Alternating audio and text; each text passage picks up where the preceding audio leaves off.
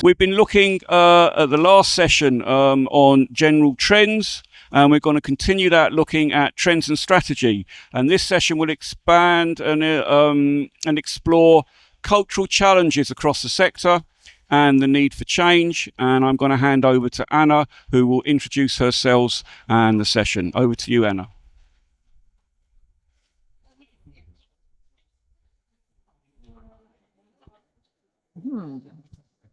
You can. Can you hear me now? Yes.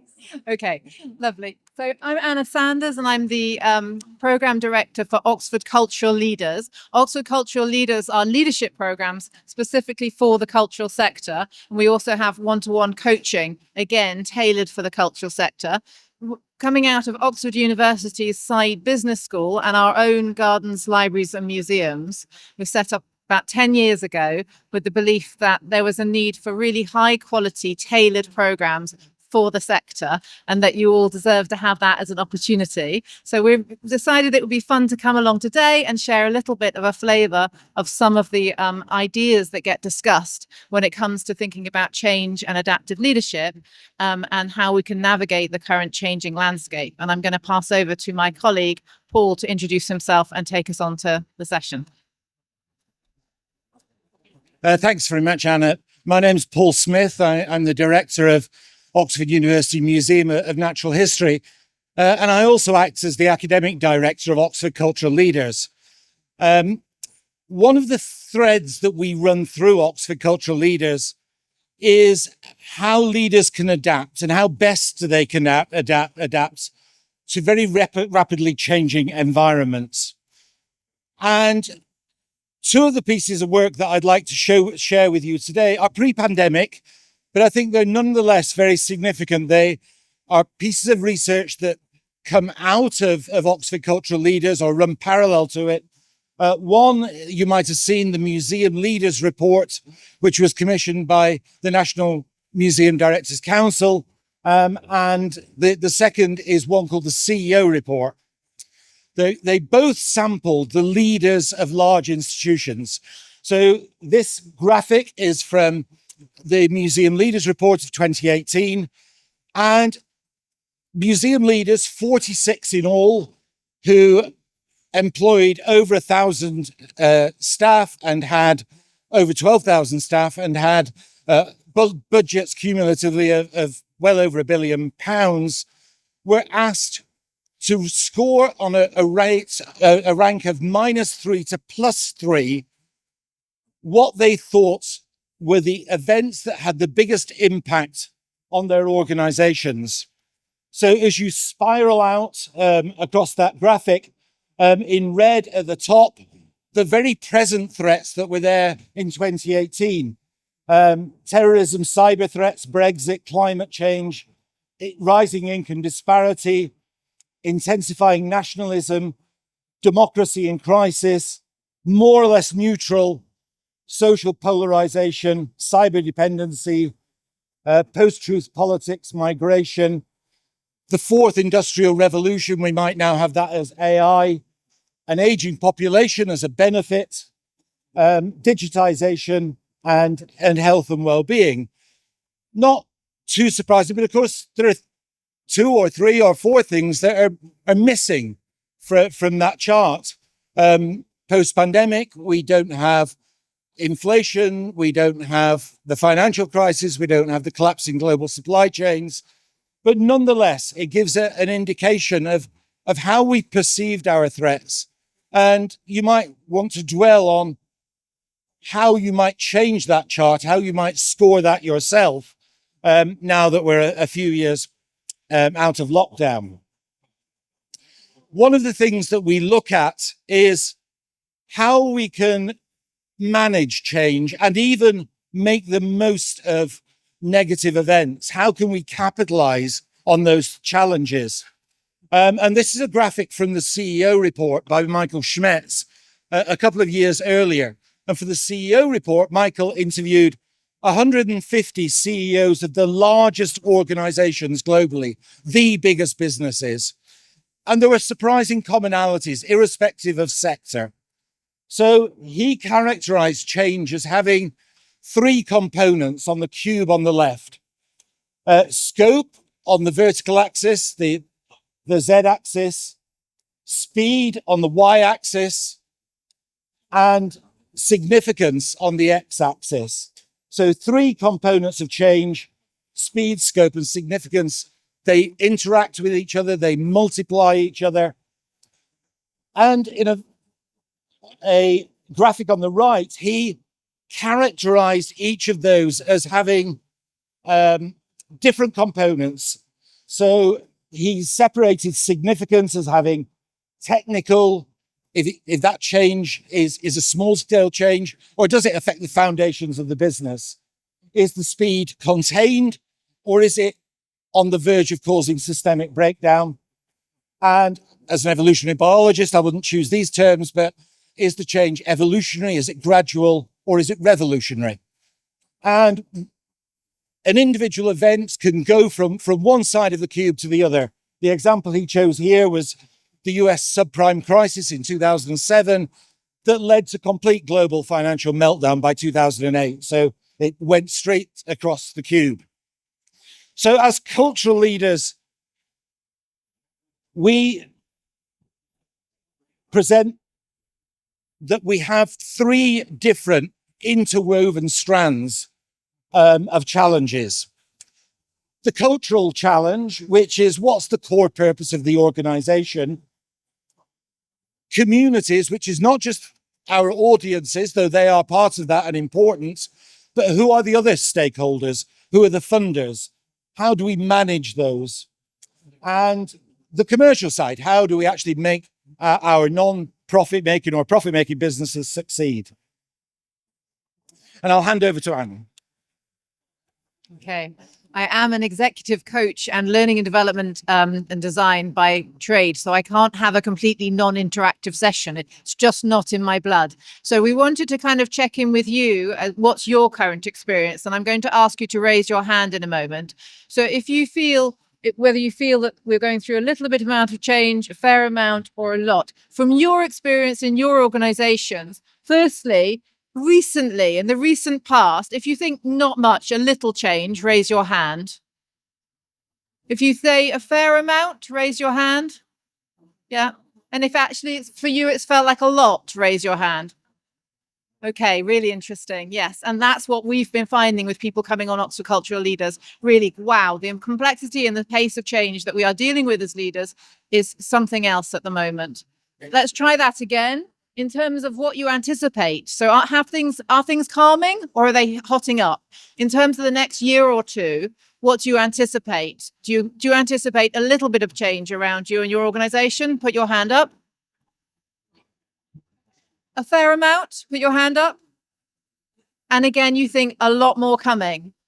And that's most of you again. So we've just got a quick flavor of what's happening. And of course, now I'm desperately keen to ask all of you more to share more of your stories, but we won't have time today.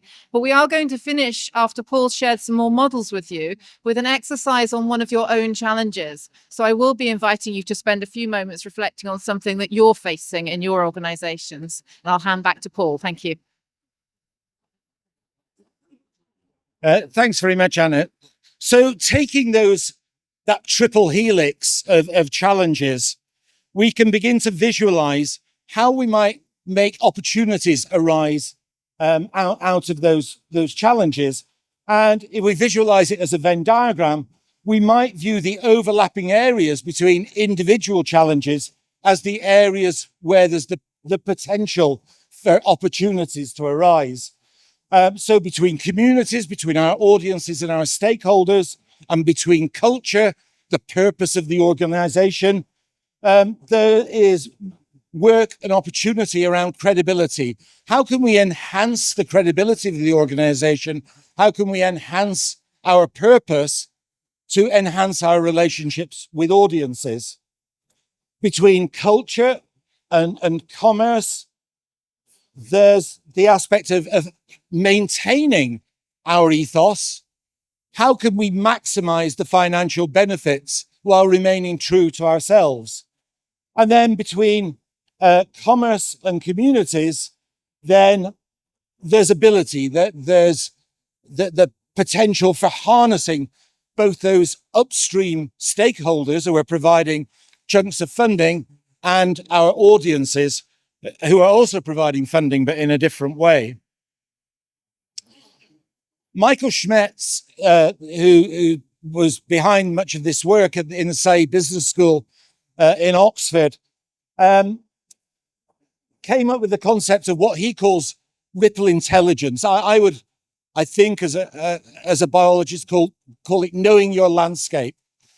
And he views it as an early warning system. So the way that you can maximize how much opportunity you get out of those challenges is directly related to how much data, going back to Bernard Donohue's talk a moment ago, how much data can you gather to fully understand the landscape that you're operating in, and therefore be able to visualize both challenges and opportunities as they come over the horizon. And the analogy here is that if you take a ground level view, all you see are lots of stones disappearing into a pond in the distance with the circles of ripples overlapping, and you can't disentangle them. But look at those above, get your data sets well prepared, and you can begin to see how the different components of challenge begin to interact and how you might be able to seek opportunities where those ripples are colliding. One of the other things that we've been considering is, as part of knowing your landscape in fine detail, is understanding where the boundaries of your risk appetite are. Most organizations function well within their risk envelope. So we might characterize the typical activity as being this green circle. We're comfortable, we know it works. But actually, you could go well outside that circle before you begin to challenge yourselves, or perhaps more importantly, before you begin to incur significant risk for the organization. So we might then envisage that there's what we could call a risk envelope, and that might be partly controlled by reputation. It might be partly controlled by financial circumstances. You can imagine how many variables there are that control the boundaries of that risk envelope, the perimeter, the boundary of the cricket field, if you like. But within that envelope, you can bounce around and actually do a lot of really creative work that you're not doing currently without incurring very much risk, financial, reputational, or whatever else. So that's one aspect. How can you envisage that you might be able to push the boundaries, quite literally push the boundaries of risk, but without really incurring danger? And that brings us on to another aspect of the CEO report. One of the less intuitive findings of the CEO report, when Michael Schmetz interviewed these 150 global CEOs, was that they were all preoccupied by doubt. These were not people who very buoyantly went out and made big decisions and to hell with it. And the comments that they came up with very much conceived doubt as being the opposite of hubris. If they were too hubristic, then that would lead their organizations into very dangerous areas. And a couple of the quotes that I pulled out is the one bottom left: doubt is a generative force to be harnessed rather than a weakness to be cured. Understanding the landscape of doubt helps CEOs leverage their discomfort for more timely and informed decision making. But my favorite, up in the top corner, is that doubts to a CEO are like nerves are to elite athletes. They're actually what enable you to function at the absolute peak of your ability. And that's not true just of CEOs. That's true of the whole organization. So you can't do it all the time. It's very wearing. But actually, if you can harness those doubts, harness the power of doubt, then you can use that in a creative way as well.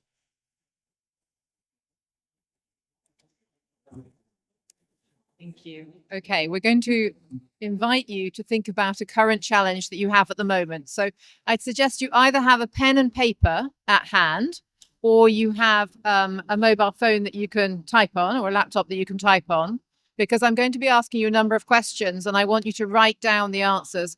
You don't have to share this, so it's private. It's an exercise for you, for your benefit. Although, of course, I'd love to hear a couple of examples afterwards. But essentially, we've spent a little bit of time thinking about how we can look differently at doubt, how we can look differently at risk. And I just want to give us a moment to pause and reflect. So getting in mind a particular challenge that you have in relation to change. It might be a personal challenge or an organizational challenge, but I'd like you to hold it kind of clear in your mind for a moment for me. And I'm going to ask you a few questions and ask you to write answers to these questions. So my first question is, what is this change? My second question, what opportunities does this change present? And because usually there are more than we think, I'll ask that one again. What opportunities does this challenge on change represent for you? Question 3, what is challenging about this change? What is it that makes it challenging? And because you're writing notes for yourself only, please be completely honest. It's likely that these are external factors and internal factors that make this challenging for us. What makes it challenging? Question 4. What would make this feel less challenging? What would make this feel less challenging? Question 5. What or who can help you with this challenge? What or who can help you with this challenge? Question 6. What would a wise friend do in your shoes? What would a wise friend do in your shoes? Question 7. What strengths and skills do you bring personally that will help you? What are your strengths and your skills that can help you? And last, but not at all least, question 8. What will you do next? What will you do next? And if you're feeling really brave, put a time or a date next to that. When will you do it? We'd love to hear how you found that. If anybody would like to share some insight that you gained from that exercise, or something that you're going to do that you want a large group of people to hold you accountable for. Don't all rush at once. Anyone like to share? Put your hand up. Or just something that struck you about the process, if you don't want to share your example, whatever you like. Yep, thank you. Where was that? There we go. Put it up close. Hi, I'm Sophie. I'm from the National Trust. Turns out I had all the answers. It came, quite easily. This actually helps me in terms of how I write my notes and actions and things like that anyway, and that came out really helpfully. It turns out I knew what I needed to do, who I needed to go for, and it doesn't matter if they don't have the answers, I can keep going. That is fantastic. Thank you so much, Sophie. I'm really thrilled to hear that. And I agree, we do. And the premise behind coaching, and that's one of the reasons that we're so pleased we've brought in one-to-one coaching for the cultural sector now for everybody, is that we do hold the answers, even in really difficult circumstances. If you don't know what to do next, you know what the next thing is you need to do to find out what you need to do next. Yes. Thank you so much. Would anyone else like to share? Anyone? Share a thought? Share about the process? Down at the front. My reflection is that if you ask the same question once, and then if you ask it again, you might get a different answer, even from yourself. Thank you so much. That if we ask the question once, and then we ask it again, we might get additional data and insights. In very busy work environments, we often only pause and ask once. So there is definitely something, there's definitely something about creating spaces for us to do that interrogation, that reflection, because if we don't make time for it, we can get stuck in do, which is incredibly tiring and less productive. So that's a really interesting observation. Thank you for sharing that. And I'm going to hand back to Paul. I think he's just going to flesh out some of the examples we've been sharing, and then after that, we'll move on to questions. Thanks, Anna. So I'll just share one example of where we felt we were facing a challenge in my own institution. And we'd been through a very vibrant time, and just felt that we were coming off the peak of that. There were lots of external factors, funding cuts, all of the usual things that you've all experienced. But we felt that collectively across the organization, we were perhaps just losing our mojo a little bit. And we'd had a reputation for being quite a lively organization, and that seemed just to be ebbing away. So, yeah, as a group of leaders, what could we do to actually turn that round? And it came back to that risk envelope that I showed you. We decided that what we would do, slightly counterintuitively, was cut a bit deeper than we had already been cut. So we took our non-paid budgets and we took 10% off our non-paid budgets to create a fund that people could bid into with new ideas. And although that meant a few things got squeezed, it meant that all of a sudden people were doing new things. They weren't just doing the same old. They were excited and buoyant about sharing new challenges and fleshing out those new ideas. And that upfront investment, that top slicing, actually then led to grant applications. We created a space for grant applications that filled the space we'd created, the top slice that we created, fivefold. So it wasn't the obvious thing to do when you're being cut, to cut a little bit deeper and give yourself some headroom. But just an example of how going outside of normal business and just creating a bit of thinking space and doing space can really provide dividends. So,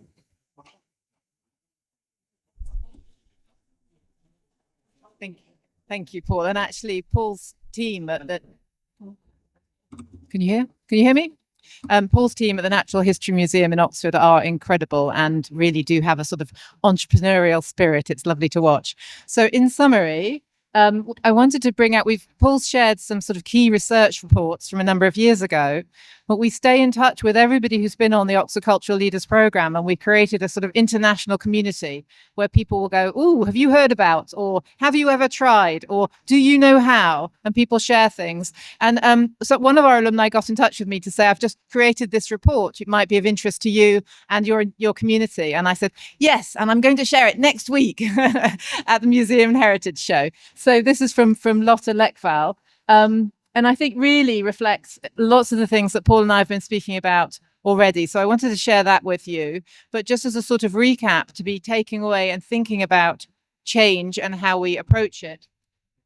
Really being clear on your purpose, your strategic vision and your ambitions, and horizon scanning. And interestingly, if for those of you who are here for Bernard Donohue's session on data, we agree, really know your data, interrogate your data, really know your landscape. Consider how you support and develop your staff and how you look after yourself. We didn't have time to cover that in the talk, but we're not going to leave today without saying that because it's really important. Do leverage doubt. In the face of all this uncertainty and complexity, freezing feels like the first option. But actually, maybe we can recognize doubt as a strength, as something that we can leverage and bring into play, and therefore be ready to sort of seize the opportunity of change and not see it as so much as a fear or as and see it more as an opportunity. And I'm wondering if it's just because I'm not tall enough that I'm having problems with the mic. Apologies. But we will pause there and ask if you've got any questions. But before that, let's have a hand for the speakers, please.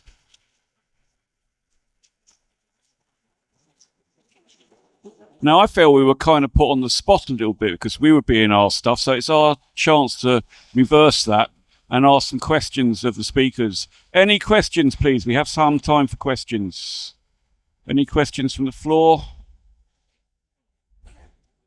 Yes, one at the back. And can you put the mic up really close? Huh?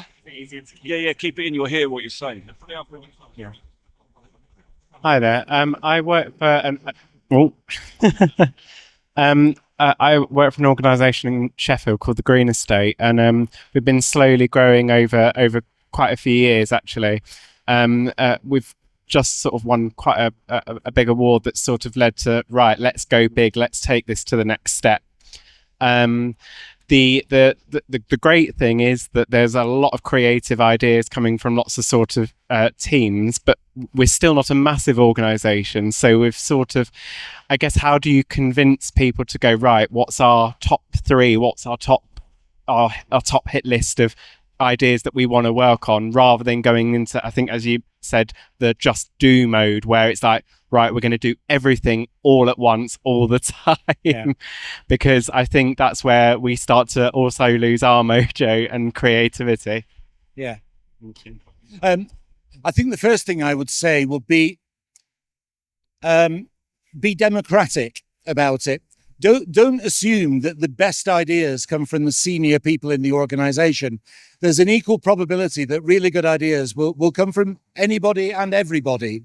And then I would sandpit it, get everyone in the room and thrash it out, score those projects up. What are the opportunities? What are the usual things? But just get everyone to buy in and develop a consensus on what are the 3 or 4 best ideas, see which ones really fly, and then begin to winnow them out, is how I do it. Okay, question over there. I'll just come in as well. I just add to that, completely agree with Paul. It's also about thinking about, effort versus impact, which I'm sure you're doing already, but that wonderful matrix that every consultant is going to wave at you, 4x4 matrix. But what's going to take the least input in, and most impact out, and which of these ideas are most true to our purpose, values, and vision? Because they won't all be. Okay, question over here. Please put it up really close to your mouth. Peter Jones, probably for Paul, but following up on that last point, I'm chair of the Great Western Trust at the Railway Trust down at Didcot, just down the road from you. Our challenge is we can see that the 3 fundamental assets of the business are the material we've got and cash, which at the moment, because of our demographic, is reasonably positive. But as you say, it's people. How do you deal in an organization with a framework where you've got metal bashers and tin bashers as volunteers who want to have a very specific view about how the vision is being translated, when in fact the real market for survival is the general market that don't know one end of a steam engine from the other? Yeah, I think I can see where you're coming from. I've just had a flashback to the early parts of my career, where I worked in Copenhagen in the National Museum, and it was ultra democratic. But because there were more cleaners than any other category of staff, they had the casting vote on nearly every decision. But nevertheless, assume that there's an equal likelihood that a really good idea will come from any part of the organization. And those volunteers are going to have all sorts of rich backgrounds that you can lean into and make the most of. So it's about getting to know your people, including your volunteers. We treat volunteers. We have an active volunteer force of about 200. So we got a big volunteer body, and they're treated as members of staff in every way, and they're brought into decision making. And then at that point, you can begin to filter out not just the good ideas from the bad ideas, but the more workable ideas, the more impactful ideas, and the more difficult to achieve ideas. So conversations, networking. Any other questions? I'm scanning. Any others? I think that's it. Okay.